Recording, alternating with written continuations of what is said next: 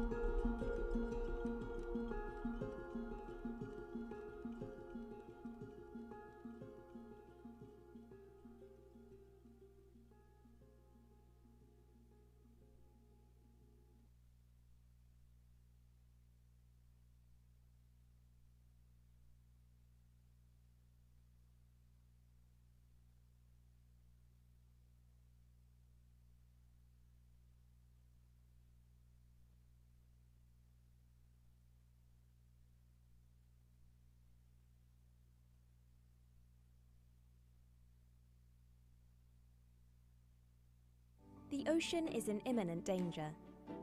Threats from multiple impacts, including global warming and human activities, have left the delicate harmony of our planet hanging in the balance. More than a part of the problem, our shared ocean is key to reversing our planetary crisis. Improved knowledge can help us find the relevant, sustainable solutions we need so that the ocean can fully support human health and well-being. It is high time for a revolution to rethink the way we generate and use ocean science, enabling people across the globe access to the skills, data, and technology they need. The good news? We have a plan, a collective global initiative, the United Nations Decade of Ocean Science for Sustainable Development, will inspire critical change in the design, delivery, and use of ocean knowledge. Focusing on 10 priority challenges, the Ocean Decade seeks to empower stakeholders to deliver lasting change to our shared ocean.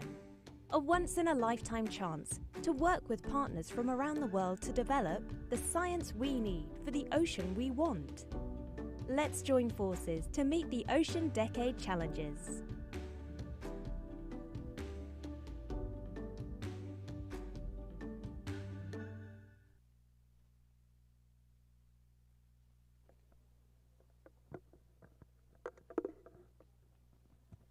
Alô, alô. Boa tarde a todos. Good afternoon, everybody. I am Arminda Augusto. I'm a journalist. I'm a project manager of Group Tribuna. I would like to thank for the opportunity of uh, being able to moderate this debate that involves the ocean. And following the topic, the science that we need for the future we want.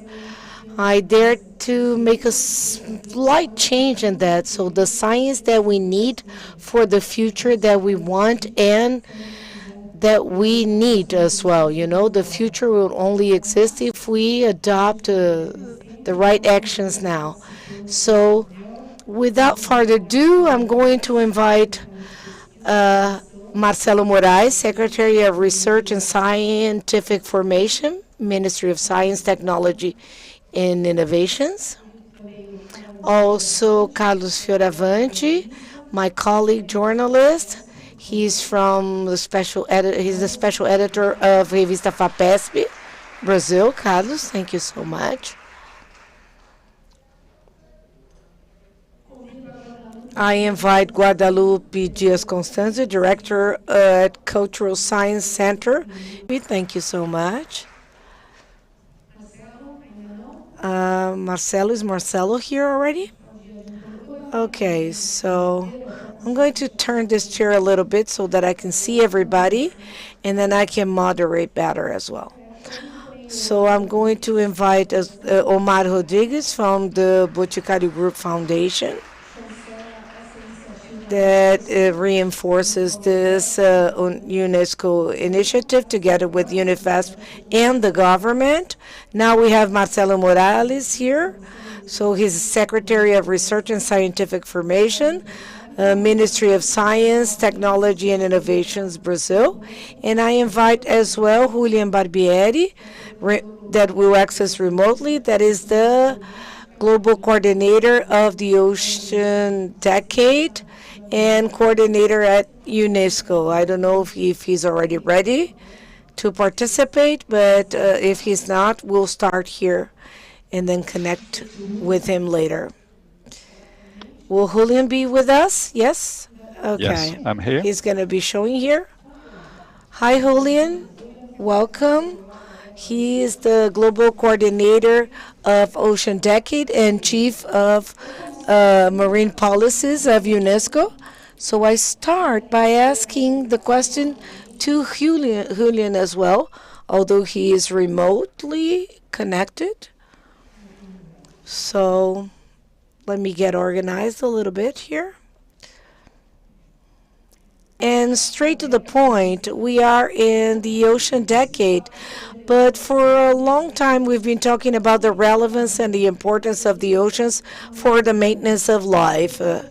And my question is, what has led the United Nations to propose a decade for this discussion, and what is the role of the transformational science that the Ocean Decade proposes.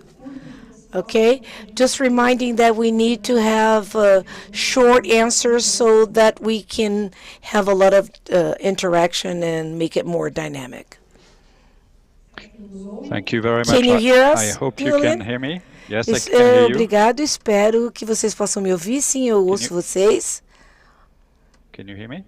Vocês podem me ouvir? Me ouvir? Yes, we can hear you. Yes, we can hear you Okay, fine. very Yeah. good. So I will try to answer your Muito question, bom. but Então first eu of all, vou let me greet tentar responder a sua pergunta, all mas em primeiro colleagues. lugar eu I wish I would gostaria have been de with dar you olá in para os in colegas. Santos, Eu gostaria but de ter certainly this podido is estar a com great vocês meeting em that you're Santos, organizing and porque very esse nice é um that you are encontro progressing on muito all of incrível this. que vocês estão So why we organizando. decade? I think you said it. Uma pena não You deu said, para I mean, ir, the main mas issue really is that como we have vocês we are disse, underestimating the importance of the ocean nós estamos for our life subestimando a support system importância for the do planet Earth. oceano The para ocean dar provides respaldo à huge vida no services planeta in terms of Terra. ecological services, in terms of food Nós estamos fazendo security, in isso em terms of termos de ecologia, em regulating termos our de segurança climate, in alimentar, terms of de regulação do providing nosso a place to clima, go on holiday and de to develop nos specific fornecer um culture. lugar para But at ir the same num time, we have feriado. major gaps in our ocean knowledge. E a gente tem muitas falhas no Oceanography is conhecimento do oceano. relatively new E science. I oceanografia é uma it's ciência only relativamente few nova. decades that we are species could still be discovered. The countries, the UN adopted in 2015 the Sustainable Development Goals, and in particular, there's a specific goal addressing the ocean in terms of creating sustainability for the ocean. This represents an important political commitment to understand and derive resources that can be extracted. But this needs to be done in a way which is sustainable, of course, and to be sustainable, we need to have strong science to support all the steps of this ocean management.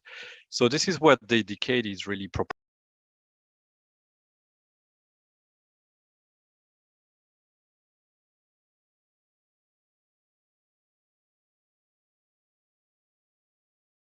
science in the sea.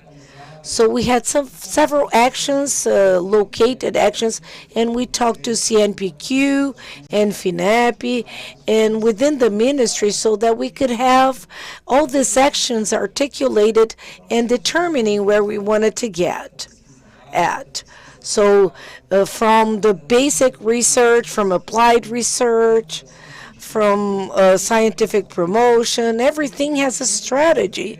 And within this strategy, we have risk management, disaster risk management, deep sea, coastal line, oceanic circulation, interaction ocean and atmosphere, climate variability, and several things, the means to make our ships, our vessels equipped, and also the marine diversity. So all these issues have been approached. We were the first country to install the national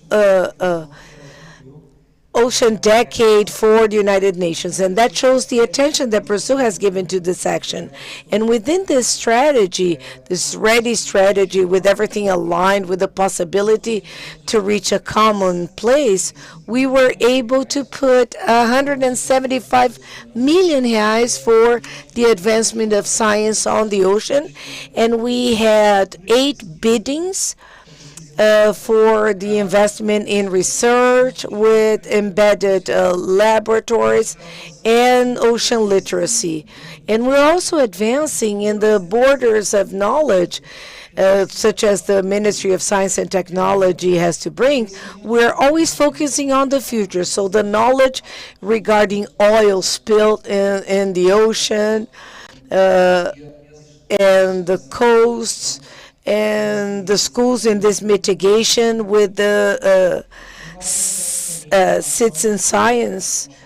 And we also created a public action that is called for the mitigation of waste in the sea, and that involves plastic and mitigation of microplastic.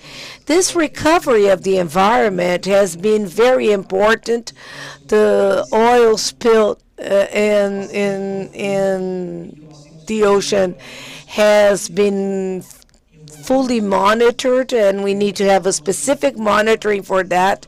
And then we call the INPE, that is the Institute of Spatial Research, Space Research. And we are developing together with the Brazilian Marine Sismon, that is CTI, that is a monitoring system of the sea to monitor these vessels and to mitigate these impacts. And if there's by chance any spill, that it can be quickly detected, like we did when we had the committee of specialists. And when there was this oil spilled, we already knew the DNA of that oil, where it came from, and how we could mitigate these impacts. So some projects were for 15 years on paper, and then we started to qualify the social organization, and currently it's a reality. So, and at Pro and TAR, we're going to invest, make a record investment of 30 million reais, which is twice as much as what was invested in 2018. And we put the laboratories in the Antarctica station with ships and vessels equipped together with the Brazilian Marine. And our focus point for the ocean decade, that is to put all the MCTI structure with the partnerships, because nobody accomplishes anything alone. So we want to be a focal point, an important focal point with partnerships to show the world that we can do it. Thank you, Marcelo. Now to Omar Rodriguez from Boticário. We had Janaína here, but Janaína was impacted by the problems that are taking place in Congonhas. So, Omar, for many years as a journalist, I've been following the work that is being done by the foundation, long before they talked about SDOs. And we know that the foundation has some work focused on the environment, and on the ocean more specifically. During this period that you have been working with the foundation, what is the knowledge that you can bring that can serve as science for us to face this challenge that we will face ahead? Well, good afternoon, everybody. Thank you, Adminda. Thank you, everybody that is here. So, like you said, I'm representing Janaína, but the Boticário Group Foundation for the Protection of Nature has been working also to support the solution of third parties, and it's been for doing that for more than 3 decades. And we notice that the challenge when we talk about biodiversity and nature and the environment, the challenges are very complex. So the starting point on how we connect that to the day-to-day of everybody or to institutions and corporations and all that. And like you said, nobody can do anything alone. So we don't have capacity as individuals or as companies to address these problems the best way. So our experience until 2020 with the editals, with the bids of the project by project, we had what we call a solution web, where we built with those that send us proposals to address this challenge, and we co-build together with a network of specialists, around 200 specialists in several issues, not only the environmental ones, but bringing to this co-construction, engineer, biomedicine, and other areas, so that we can address social problems and economic problems as well. So the main point that we have identified is this convergence, so that we need for us to understand that nature is basic for a more fair society and a more prosperous economy. So in this web, more recently, we had a web dedicated to the conservation of the ocean. We have several projects that are ongoing around the Brazilian shoreline that are focusing on research, but so that we can address the problems, the current problems, but also have a look into the future to ensure the sustainability of the ocean and the sustainability of the marine coastal environment. And this is the role of the Boticário Group Foundation. Because we are maintained by a corporation, we can talk to people on a daily basis to talk about the importance of the ocean and the importance of the nature. So this constant search for technology, for innovation, for addressing complex problems of the society allows us and make us perceive that we are an important player for society in this role. So now I'll ask a question to my colleague Carlos. The FAPESP agency is a communication producer, right? And promoter. Here at Tribuna, we received the newsletter, we received the magazine. You understand that because of the time that you've been there and the day-to-day of the agency and the input that you get from the communication means, can you tell that the communication is more fluid? There is there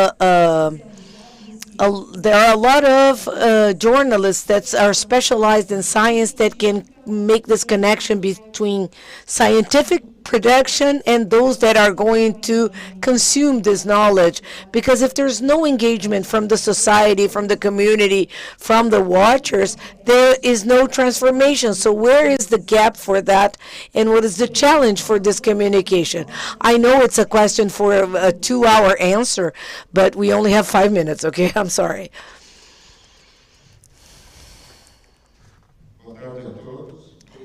Good afternoon. Good afternoon, everyone. Thank you for the invitation. Well, yes, we advanced a lot in the last few years, and researchers, at least those I see. I'm sorry, just a second. We are just receiving back Julien Barbieri. We reestablished connection. I'm sorry for interrupting. You have the floor. I see an increasing goodwill of researchers in communicating their researches in a common language, going beyond the technicalities of the area, because if they want to address other audiences, they have to avoid technical language or scientific language. But still, communication has to improve a lot, because as far as I can see, for scientific knowledge producers and researchers, it means valuing or giving visibility, and not always is this promoted in academic environment, be it for lack of practice or because their papers are still incomplete and they don't want to communicate before it. So communicating results is part of the process of a scientific knowledge process from the beginning, from the start.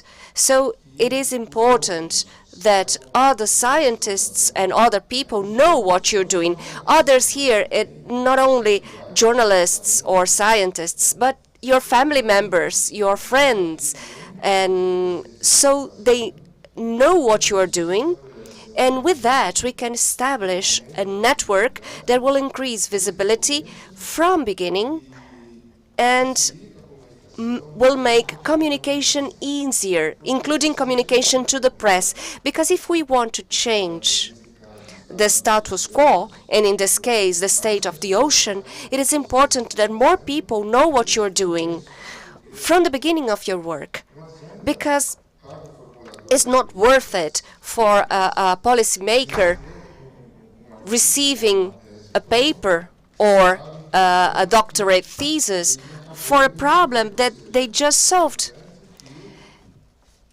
It is important that authorities and policymakers know with whom they should talk or ask for help. So the paper or the result is not worth it if it never reaches those who will take the decision, will make the decisions. So we still have points to improve, and within the scientific environment, and we sometimes forget that there are other possible stakeholders that are very important. And also, we forget to produce simpler parts of this work, convert this work in simpler deliverables, be it talks to general audience or brochures to the general audience. Thank you, and I add to your talk, as a journalist, I was chief editor of A Tribuna, the newspaper in Santos, and now I'm project manager. And I see that there is a huge distance between science production or academia. It's said that we don't have anyone representing the academia here. So there is a huge distance between academic production and the press and the media. But there is also a lack of journalists that have a true interest in science. Sometimes it's easier to get the release, Ctrl-C, Ctrl-V, and just publish without understanding what is there. And I noticed that this topic, it sounds hermetic. It sounds like a new policy that was. But when you engage the community, when you make community understand the importance, the relevance, this is when we start to get things done.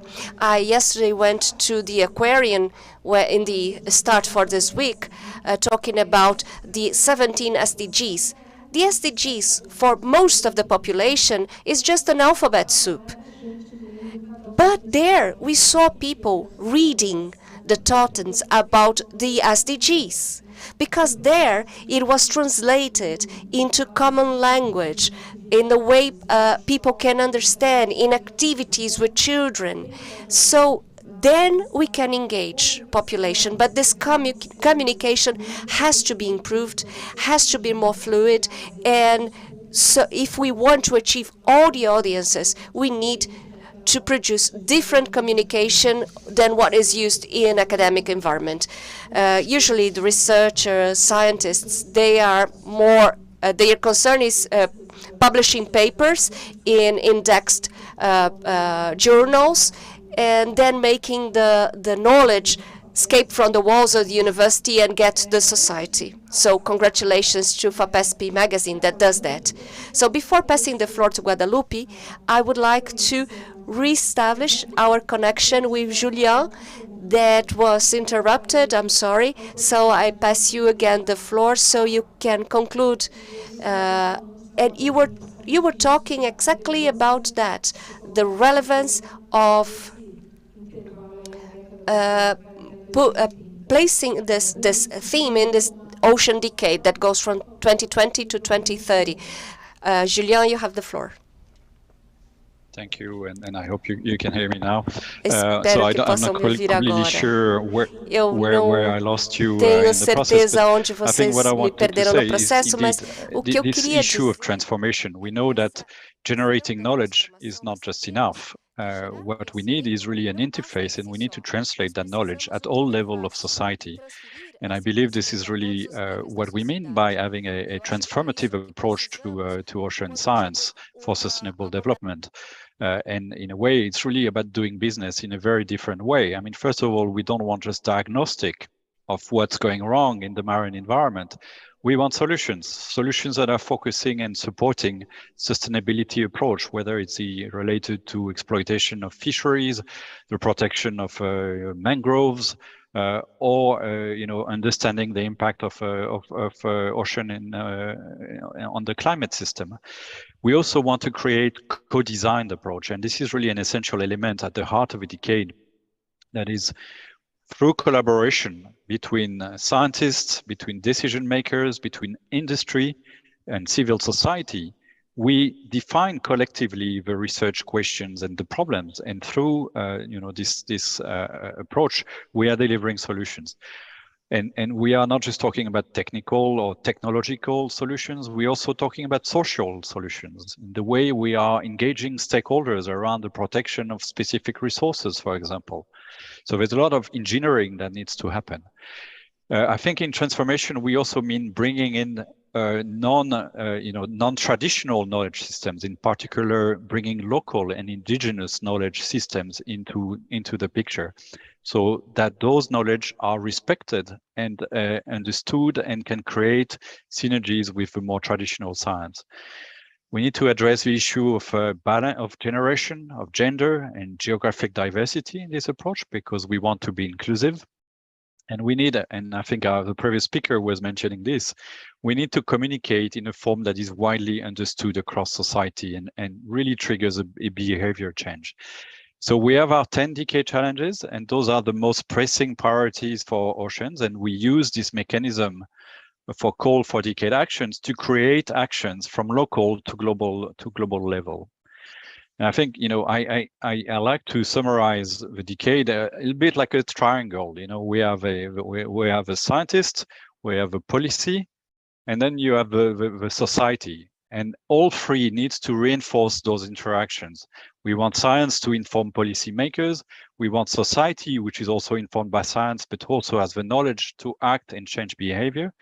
And we need scientists who are better at working with all those parts of society to increase their communication.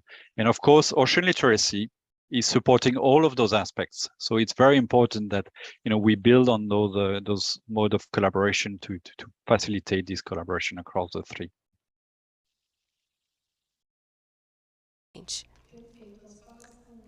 Perfect. We are all in a fine tuning here. And now I ask Guadalupe. Guadalupe, we are talking about knowledge diffusion in the media and how this get to the society. But you deal with a culture center, science culture center. How do you engage society and other environments like schools, community centers? How can you increase engagement beyond communication? How does this get to the society? Então, muito obrigada. Agradeço a todos aqui compartilhando essa conversa conosco. É um prazer from Argentina, from the Cultural Center for Science, which is a center that depends on the National Ministry for Science, Technology and Innovation in Argentina. So thank you, Arminda, for your question regarding how we do it. And let me start letting you know that science centers and museums, in my opinion, we have a very important characteristic, I would say, that is, we have, I would say, the freedom to explore topics, to explore formats. So we can have several of these activities done and developed exploring and applying different techniques, let me say.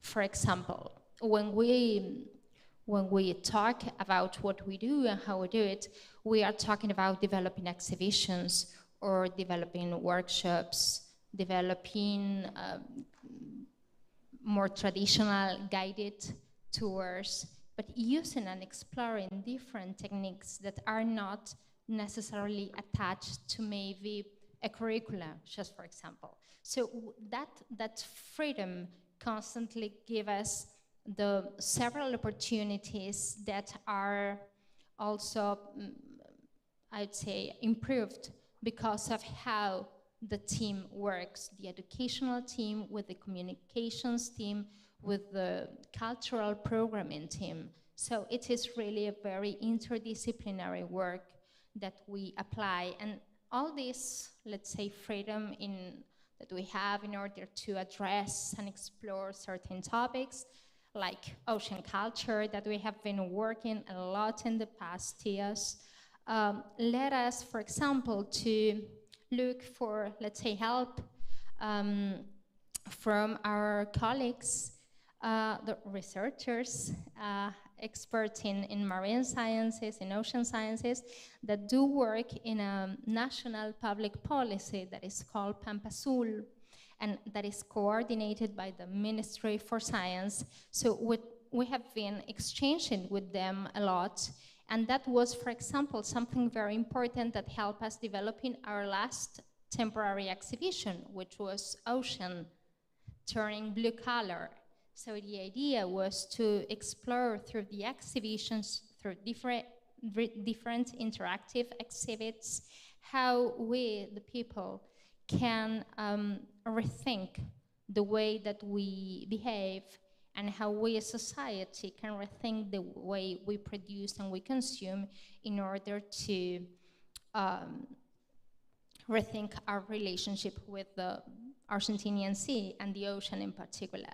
So we also, with this freedom that I was telling you before, we can explore and coordinate programs such as the Blue Schools program in Argentina, or actually last week, we finished the first Youth Scientific Parliament, which was like a congress, let's say, altogether, like a forum discussing on topics about the ocean and climate change, and that was all organized by the Science Center. So my message maybe to answer to you is like, we have different tools and we have different opportunities to create strategies that always are based on the collaboration either with researchers, schools, or different partners that we work all together for the objectives that we try to address. So. Obrigada, Guadalupe. Thank you, Guadalupe. And now, Julian, when the UN decreed the ocean decade, I imagine they thought on stages. The first 2 years, the first 3 years. Would you say that in the first 2 years of the ocean decade, what was proposed or what was thought or planned, is this being accomplished? And moreover, do we have time enough to get to 2030, aware of the importance of the ocean as it was proposed in 2015, 2017? Thank you for that question. So, Obrigado pela pergunta. I want to remind you of the symbol of the decade, which is a wave. And it is a wave, but it could also be a snowball. And that's really what we want to trigger. It's like a catalytic change across society so that there is a full recognition of the importance of the ocean. So we are now about 20 months into the decade, and certainly it's a good moment to take stock on how far we've come. And I think the last 2 years have been really focusing on engaging stakeholders, because a lot of people who are not, following, current information about the state of the ocean don't necessarily know about the decade. So we need to really, get people who are not used to think about the ocean or talk about the ocean to get them involved. So in that sense, ocean literacy has been a very important tool to bring in some of those stakeholders into this process. Listen, we are now, we have launched several call for decade actions. There is about 45 international programs that have been endorsed There are several, it's more than 100 projects that have been established. And all of this means a major global and probably the largest initiative in ocean science that has ever been put forward together. But that's not enough. We need to go beyond, and we need also to build those processes at the national level. And this is why, we are promoting this concept of national decade committees to create this dialogue at the national level. And of course, in Brazil, you were one of the first countries to establish these national decade committees. So it's a good sign. But we also need to make sure that we show the impact of the actions. It's very nice to endorse actions, but we need to deliver the science and the research so that this is actually concretely informing decision making at the national and the regional level. And we are also building further investment in ocean science and research.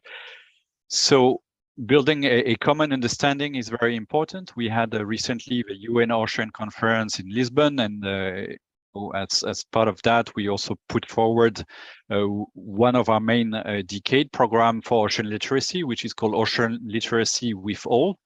And this is basically providing a framework or a global umbrella for generating actions from grassroots activities in the Philippines to landmark publications and major national and regional initiatives.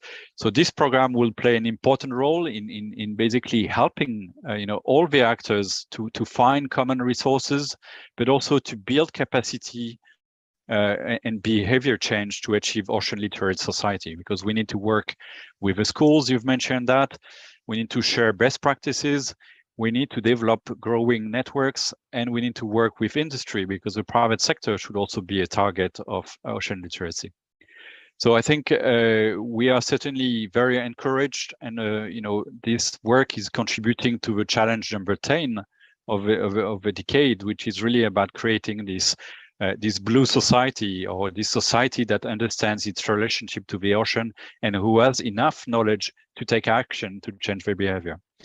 I think it's very encouraging that this first ocean literacy dialogue is happening in Latin America, in particular in Brazil. It's really a sign of how diverse the groups are in coming together around the world, and we would certainly like to see other regions to replicate this in Africa, in Asia, in Oceania, and so on. So yes, I think this is a very important point, but we have still a lot of work to do in the coming years to get to our goal, and we should not we should not rest. Over to you. Você tem a palavra. Thank you, Julien. And well, I will repeat the question to Marcelo Moraes, from the Ministry of Science, Technology and Innovation. Well, it's been 2 years of the establishment of the Ocean Decade. Julien talked about decision makers and policy makers. Would you say that in these 2 years, policies were implemented in an assertive way, and what didn't work? What are the next challenges, and what are the main hurdles? Because we are talking about continental countries, sort of saying, huge country. Talking about Rio de Janeiro is different than Belo Horizonte, than Porto Alegre in the south of Brazil. Is this a difficulty? Is this a hurdle? I think it is a complex question, but I believe you can answer. Well, I thank your question, and I would like to highlight something before answering it. I have the privilege of being a researcher, a member of the Brazilian Academy of Science, the Brazilian Academy of Medicine. Are you a journalist as well? No, I'm not a journalist yet. Maybe, someday, but not yet. But I think that it's very important to have this perspective from science and from decision maker or policy maker. And the scientists, the researcher, have a huge difficulty of communicating. But they shouldn't be the ones to communicate. We needed professionals that are able to communicate what scientists do. so population in general understand what scientific research do for the country. When we start to say that Brazilian agriculture is due to the Brazilian science invested since the 30s, organized to develop a tropical agriculture, and we have what we have for due to Brazilian science, then population start to pay attention in science. When we say that prospection in deep waters with a pre-salt layer was only possible because the Brazilian science invested in this research, and we have a basin in Rio de Janeiro that not many know, and billions were invested in research so we can reach this layer, then the population understands. But who communicate that? We, researchers? No, professionals should do. How can we organize the system so the professional communicators translate what scientists do? Well, in these last 2 years that we invested and had as a focal point the Ministry of Science and Technology, and we carried out a work, and I thank our coordinator, Karen, and the workers at CNPq and FINAP that embraced the cause and were a translator in scientific communication. That was exactly Professor Cristofoletti. Together, we worked with scientific community, public sector, in an organized communication, so this is conveyed in the right way. And that's why it's working. And regarding the decade, we set up some groups. We organized ourselves in the 5 regions of the country. North, or the organization of the Committee of the Oceanic Organization. So everything that is being done regarding the Ocean Decade and the Ocean Organization. So we created the Olympics of the Ocean, and now we have more than 10,000 students involved. And we also supported the program Blue School for the adherence of all the schools in the country. So because we need to work with the children, because they are the ones that are going to defend the scientists later on. If we talk to the children at school, and I saw that because I went to vote in Rio de Janeiro, and it was a public school. It was an excellent public school, school of excellence. And I was looking at the panels, and we had the 17 Sustainable Development Goals of the United Nations classroom. So this is what we need to do. So we have the Alliance of the Ocean Culture, that is a network of legislators, people from civil society that are involved in that. So you see strategy, coordination, and organization. Still in 2022, in the scope of involved 130 multipliers, and now we rank 2nd place in the world as in the production of the ocean culture. So this is something that we have embraced in the Ministry of Culture and Innovations.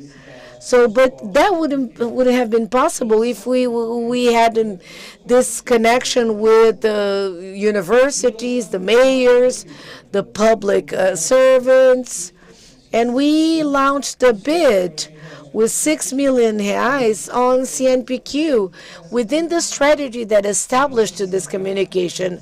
And for the Antarctica science, we conducted a very profitable discussion and together with the schools and with some characters that are like penguins. And so we are talking about that, about the modulation of the climate in the world and the repercussions that the Antarctica has in that. So we have several actions for engagement and mobilization and the monitoring of all these actions. Yeah, thank you, Marcelo. Uh, Now on to you, Omar.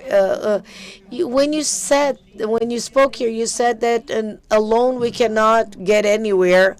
That it was important that Boticário embrace this cause, but that the private sector as a whole would embrace this cause as well. So, if you had to mention any measures or any initiatives on the three spheres of government, municipal, state, and federal, for more companies to embrace this cause, what would you say? For example, like if there were a legislation such as this or that, or a fiscal benefit such as this or that. So, what do you think that could be done for the private sector to understand the relevance of the topic?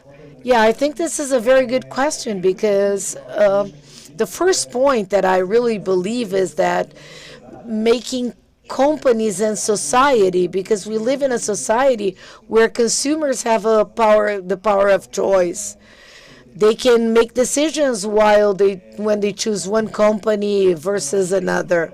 So I think that there is a fundamental role of the companies to look at the importance and the relationship and the dependence on all the biomes, but especially with the ocean. That is what we are approaching right now.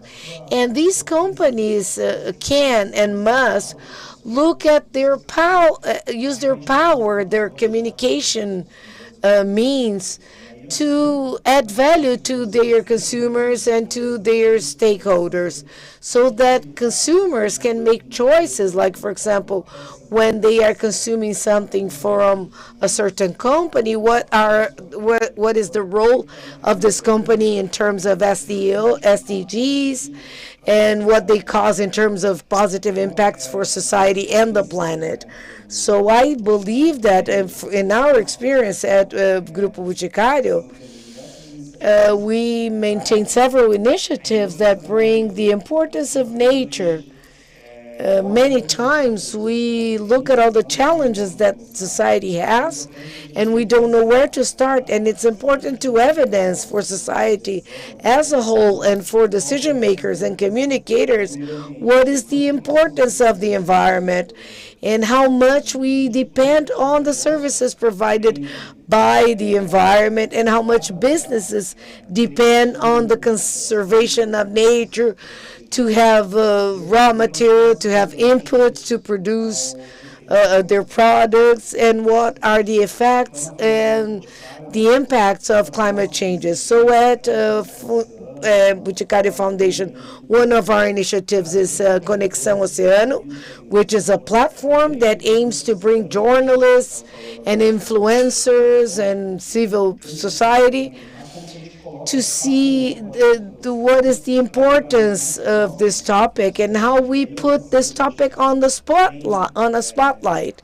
to make the society aware of that. So then the Grupo Boticário in that initiative dialogues with the academia and tries to get to the communicators and make the information move forward.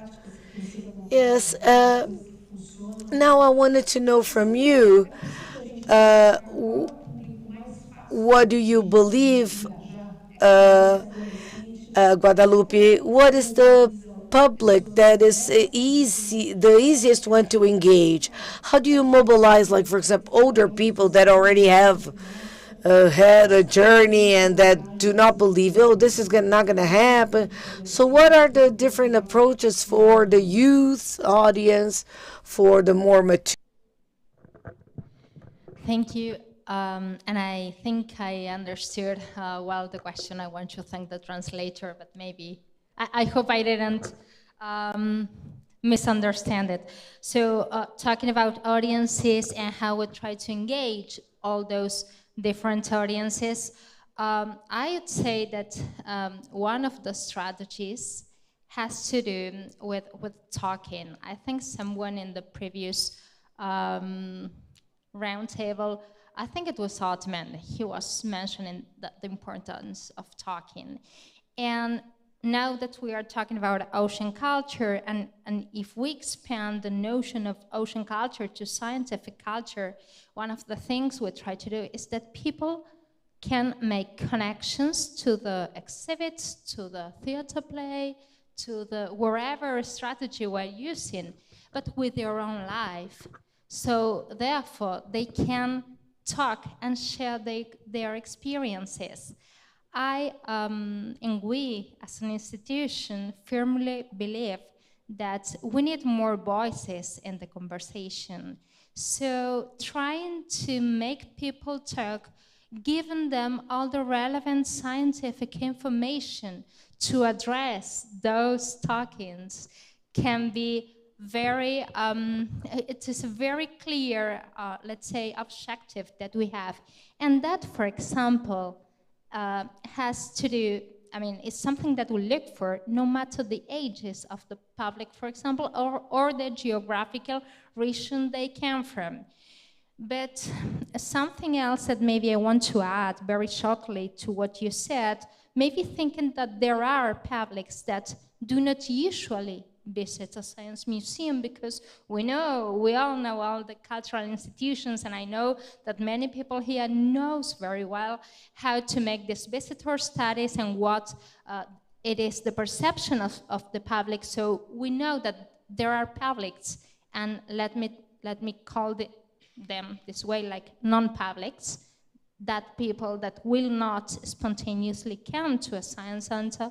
What we try to do is to understand why. When we think about audiences in public, we need to think about the ones who spontaneously came and like to talk about science or the ocean, and those who don't. Because maybe they don't because they hadn't had access before.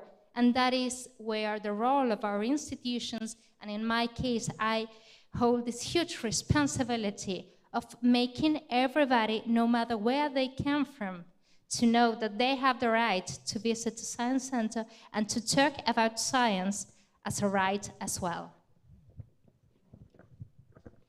Muito obrigada, Guadalupe.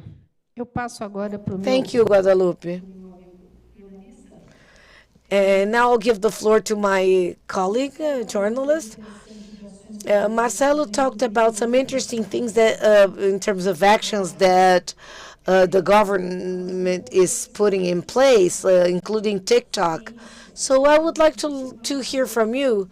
What is the challenge that you have to talk about a topic such as science? Because it's a more complex topic. So how do you communicate deeply this ocean literacy through social media? Because we know that people don't have the habit of watching documentaries any longer or very extensive programs. They consume information in a quicker way. So how does the Agência FAPESP, the FAPESP agency, does that to communicate it in these new medias? Both Agência FAPESP and Livista are based a lot on the results of the scientific articles. I was thinking here that we could think about exploring other focus, more creative, more experimental, to see if they work.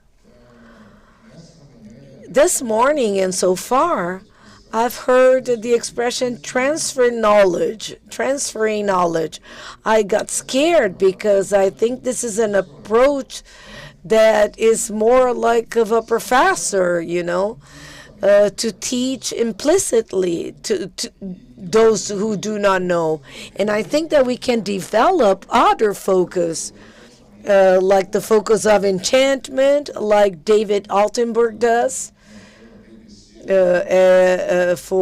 BBC for the whole world since he's 20 years old, and he's 90 right now. So he tries to attract by the beauty, by the enchantment, and with a theory that is correct in the background. He does not intend to teach anything, and he only shows himself only bringing discoveries for those who were not there when he discovered that.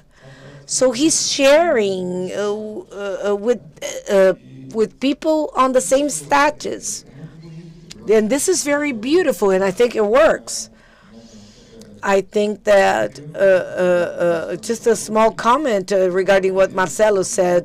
David Attenborough himself already shows that the biologists and researchers may be good communicators, since they look at the other person as long as they have empathy and as long as they are interested in that the other person understands.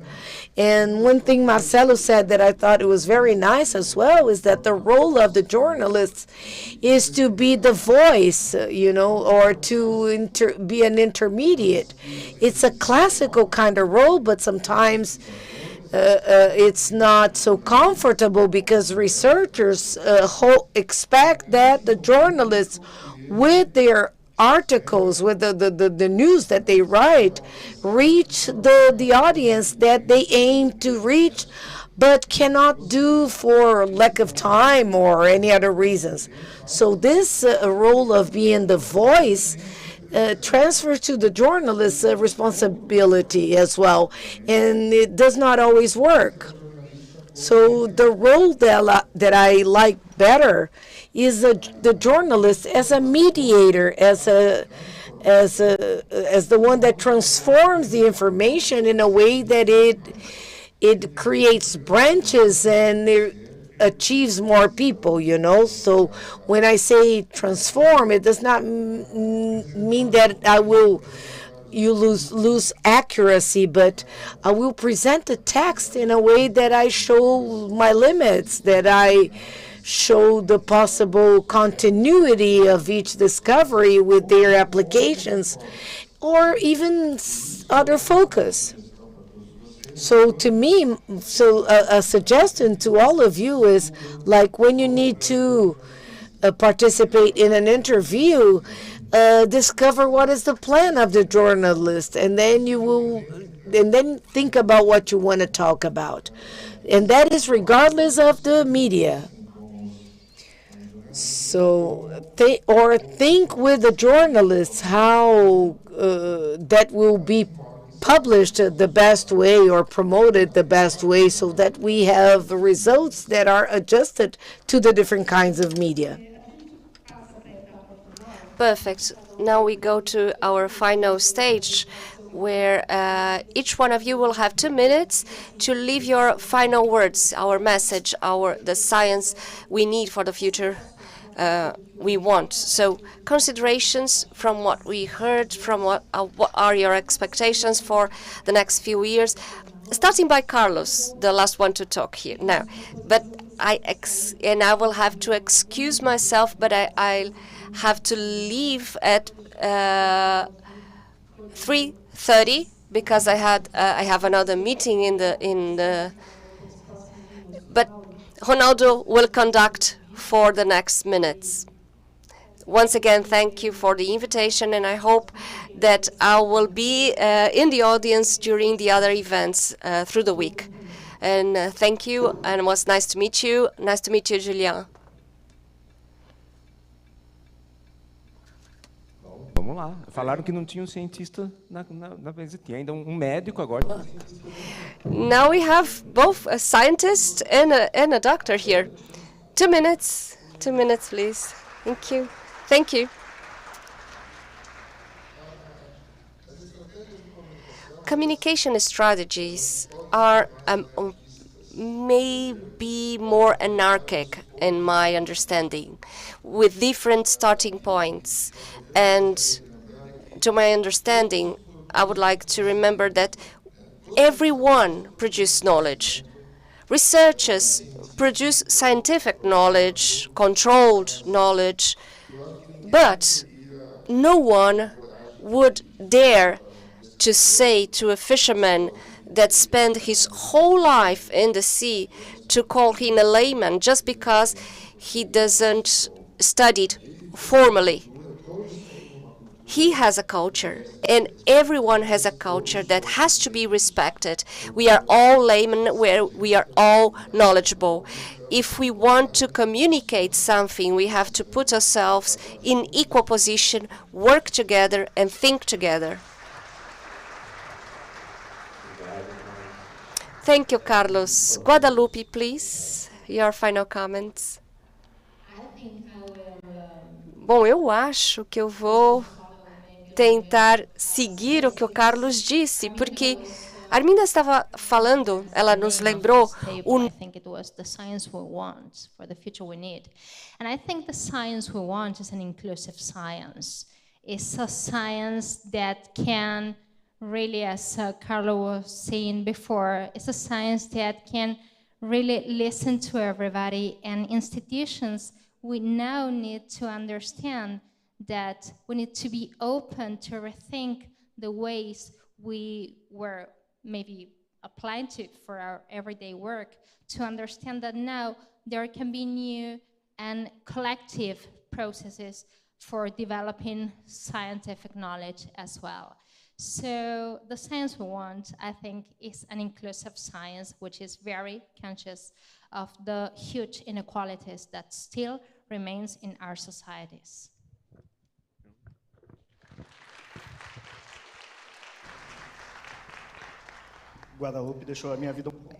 Guadalupe made my life a little bit more difficult because this was exactly what I was going to say. But I truly believe that we as citizens and as humankind, we have to believe in science. Be it the science we do not see, like 3/4 of our planet is water and we don't see it. We have to discover, we have to explore so we can really address the challenges and the problems that we live as humankind. And communication has a keyhole there of translating that and making this more palatable for society. Through tools, research tools, be it a survey on how Brazilians feel they depend on the ocean, or how do they engage or not in ocean conservation, which is a survey that us, together with UNIFESP, the Federal University of São Paulo, just launched to try to understand what's the engagement of society with ocean. And only then we can have an assertive science. We start to see light in the end of the tunnel. And more than ever, we have to notice, value, and consider science.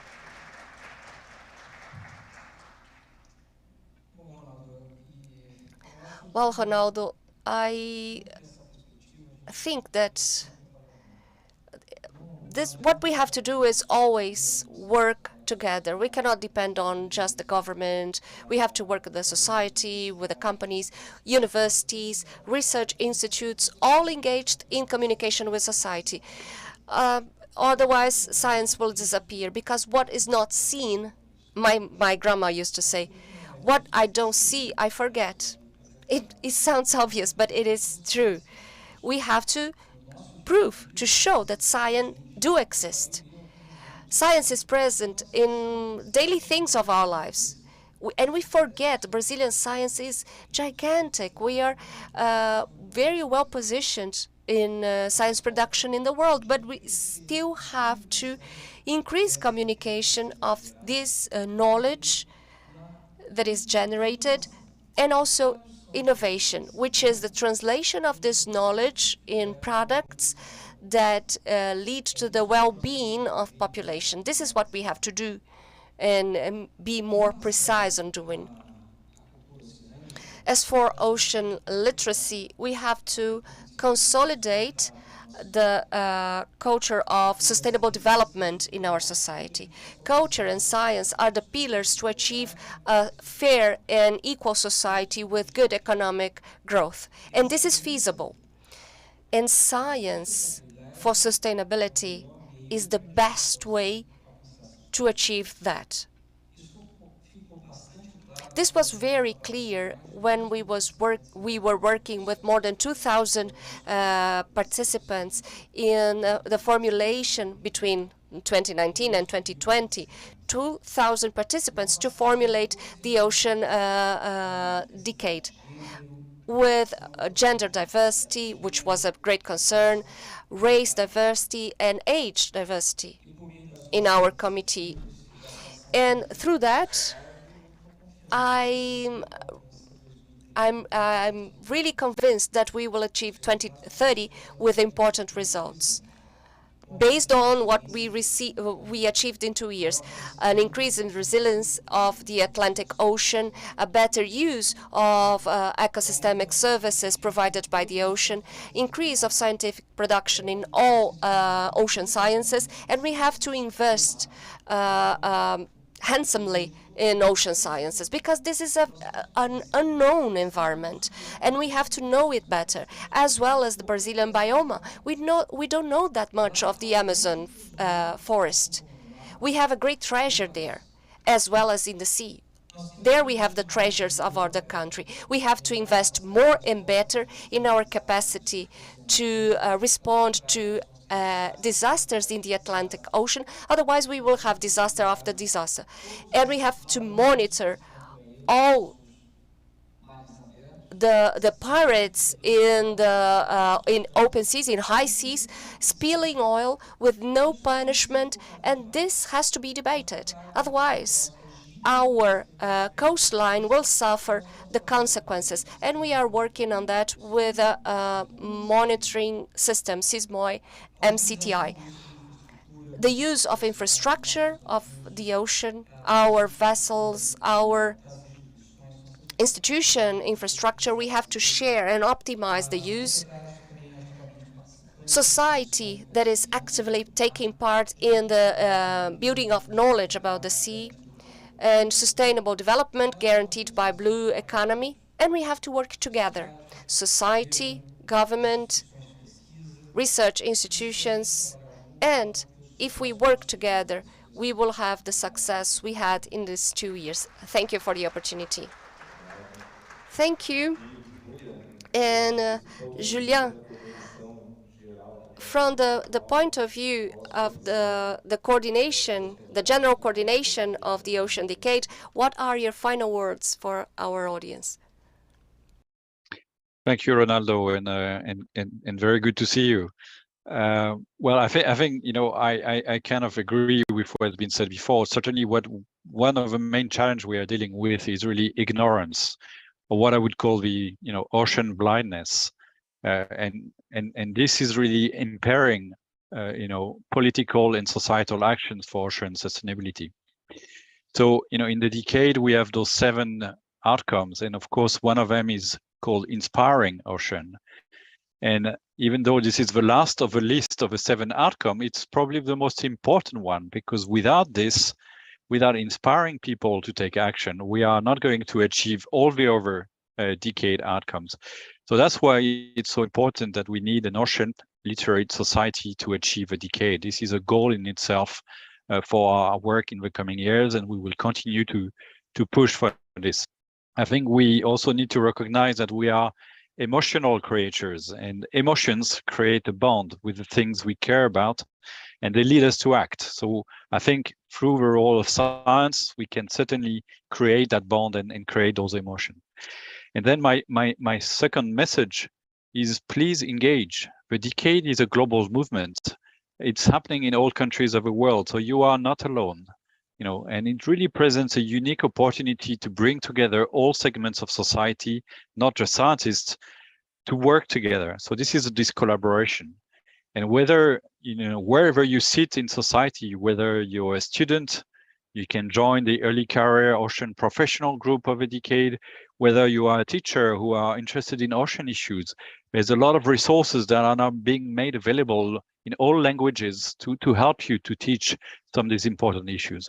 Whether you are an industry representative who need to find solution with the scientific community, we can facilitate that, and we can facilitate this engagement, as well as with philanthropies like we are doing with our friends from Boticario, with these global networks of philanthropic organizations. So please join. You all have a role to play and to help us achieve this silent revolution that we are talking about, that is the ocean decade. Thank you very much.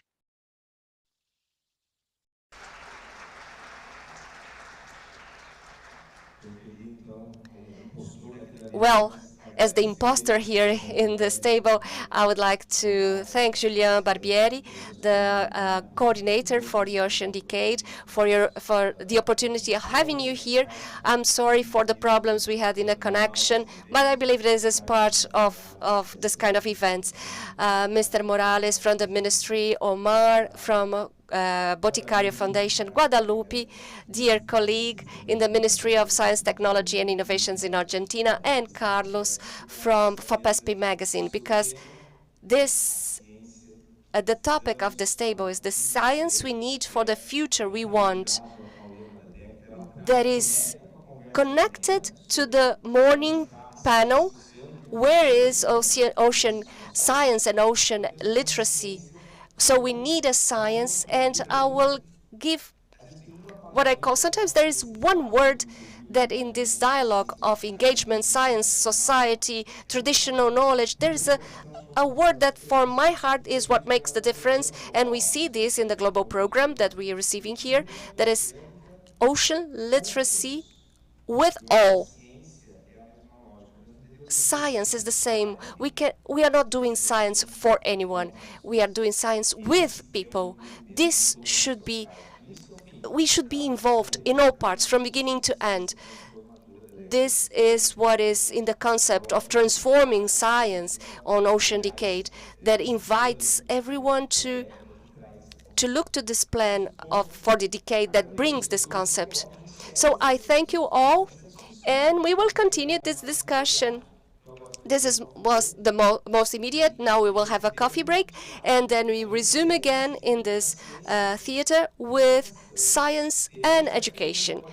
You can see there are many chairs here behind us. We will have 15 countries of the Atlantic telling their experience of Atlantic Blue schools.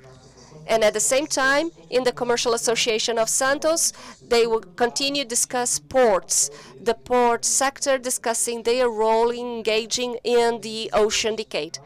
And then at the Federal University, near here, we are starting the session, Brazilian Base, a project supported by the CNPq and the Ministry of Science, Technology and Innovation, that in the last years tried to understand in a transdisciplinary way the major Brazilian base.